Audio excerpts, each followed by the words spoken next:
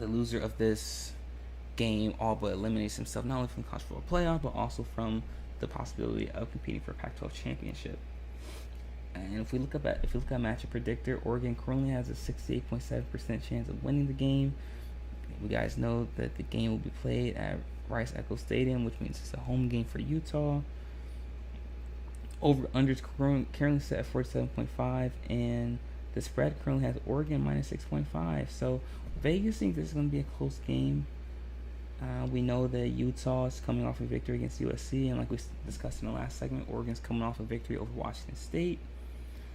Listen, we know that Utah has one of the better defenses in the Pac-12, only allowing 295 yards of total offense, only allowing 78 rushing yards, and only allowing 217 passing yards. However, Oregon is also only allowing 217 passing yards. Both teams have a pretty solid secondary. However, the interior, the front seven of Utah is what separates their defense apart from the other defenses in the Pac-12. Listen, Utah has, if I'm mistaken, 12 sacks already on the season, which is phenomenal. And they're physical, and they like to blitz a lot. They like to bring in an extra pass rusher to generate pressure on the offense. And will Oregon be able to stop that pressure? Will they be able to pick up that pressure? And we know that Oregon, listen, they're averaging 553 yards to the offense, 326 on the ground.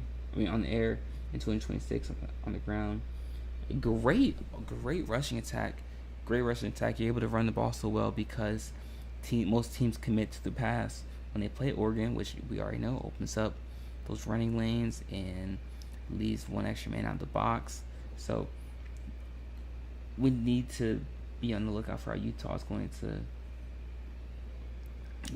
to defend that. I think that Utah is going to be able to generate a lot of pressure on Oregon's offensive line, and that they are comfortable with bringing in an extra body on the blitz or in the front seven because they trust the secondary.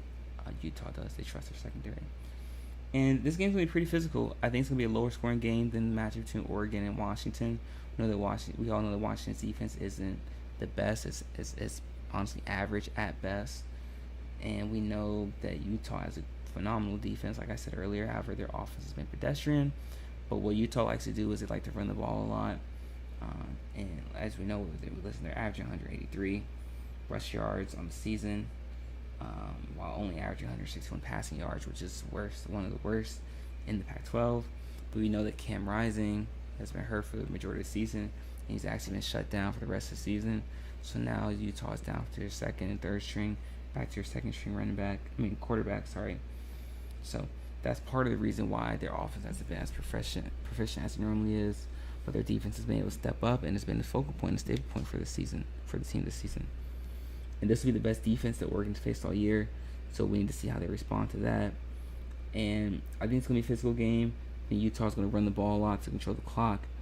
And I have Utah actually upsetting Oregon, winning by a score of 27-23.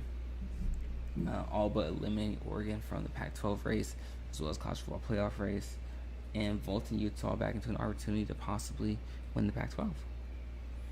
But I do think Bo Nix is going to throw for over 300 yards, but it's just that Utah's going to do a great job of generating turnovers. I think Utah's going to generate at least 3 turnovers, however that may be, whether it be interceptions, forced fumbles, whatever it may be. So, like I said, I had Utah win this game. Actually, I have them defeating Oregon by a score of 27-23. But let me know what you guys think in the chat room. Do you think this is going to be a close game? Do you guys have Utah or Oregon winning this game? And why? Why do you think that? So, let me know what you guys think in the chat room. I'm looking forward to hearing all about it. So, in our next segment, guys, we are going to be discussing an ACC matchup between Duke and Louisville. Very interesting matchup right there, guys. So, be sure to stick around for that. You're not going to miss it. Be right back.